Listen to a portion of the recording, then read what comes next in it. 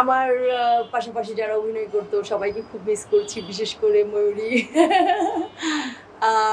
Polio আছে, তারপর সাকিব, আরও অনেকে আছে যাদেরকে আমি খুব মিস করি। হ্যাঁ, আর যারা ডাইরেক্টর ছিল আমার সঙ্গে, বিশেষ করে শুরু থেকে, যে কাজী হায়াৎ ভাই, মহারাজ, তারপর বকুল ভাই, তো প্রায় তো বকুল ভাইকে আমি খুব মিস করি, বকুল ভাই আরিফকে। হ্যাঁ, তারপর হায়াৎ ভাইয়ের ওয়াইফ ভাবি আমাকে খুব স্নেহ করতো, ভাবিকে খুব মিস করি আমি। আর তাছাড়া সবাইকে, মোটামুটি আমার সঙ্গে যারা যারা নায়ক ছিল, আমির খান, হ্যাঁ, তারপর সাকিব, অ্যান্ড বিশেষ করে বাপ্পা ভাইকে আমি খুব মিস করি। বাপ্পা ভাইয়ের মুভিতে, অনেক মুভিতে আমার সঙ্গে ছিল বাপ্পা ভাই, বাট ভাই বোন ছিলাম আমরা।